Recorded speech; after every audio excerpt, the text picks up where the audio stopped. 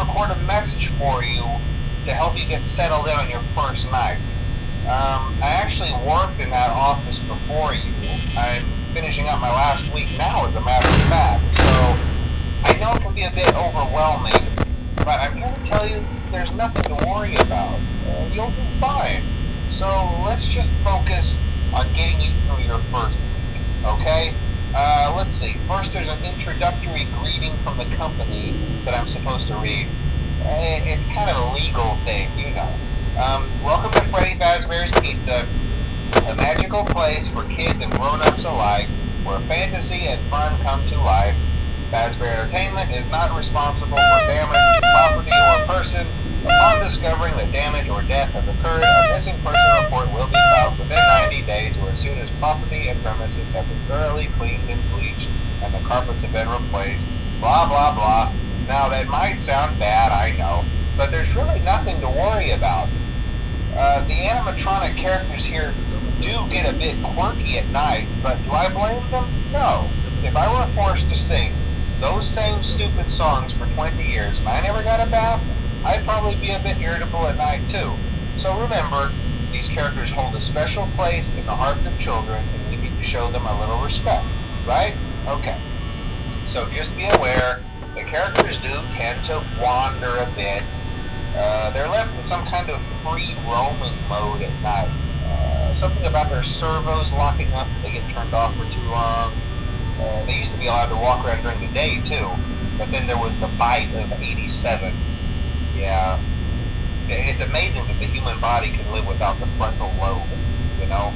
Now, concerning your safety, the only real risk to you as a night watchman here, if any, is the fact that these characters, if they happen to see you after hours, probably won't recognize you as a person. They'll most likely see you as a metal endoskeleton without its costume on. Now, since that's against the rules here at Freddy Fazbear's Pizza, they'll probably try to forcefully stuff you inside a Freddy Fazbear suit. Now, that wouldn't be so bad if the suits themselves weren't filled with cross beams, wires, and animatronic devices, especially around the facial area. So you can imagine how having your head forcibly pressed inside one of those could cause a bit of discomfort and death. The only parts of you that would likely see the light of day again would be your eyeballs and teeth that pop out the front of the mask. Yeah, they don't tell you these things when you sign up. But hey, first station be a breeze. I'll chat with you tomorrow. Check those cameras and remember to close the doors only if absolutely necessary. Gotta conserve power. Alright, good night.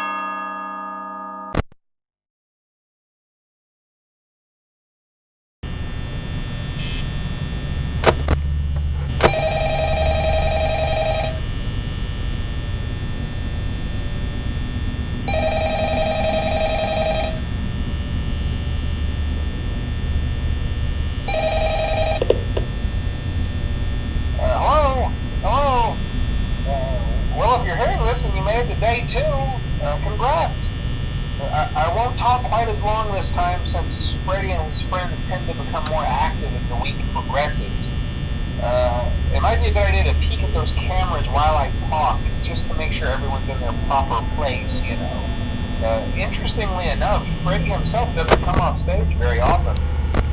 I've heard he becomes a lot more active in the dark, though, so hey, I guess that's one more reason not to run out of power, right? I also want to emphasize the importance of using your door lights. There are blind spots in your camera view, and those blind spots happen to be right outside your doors. So if you can't find something or someone on your cameras, be sure to check the door lights. You might only have a few seconds to react. Not that you would be in any danger, of course. I'm not implying that. Also, check on the curtain in Pirate Cove from time to time. The character in there seems unique in that he becomes more active if the cameras remain off for long periods of time. I guess he doesn't like being watched. I don't know. Anyway, I'm sure you have everything under control. Talk to you soon.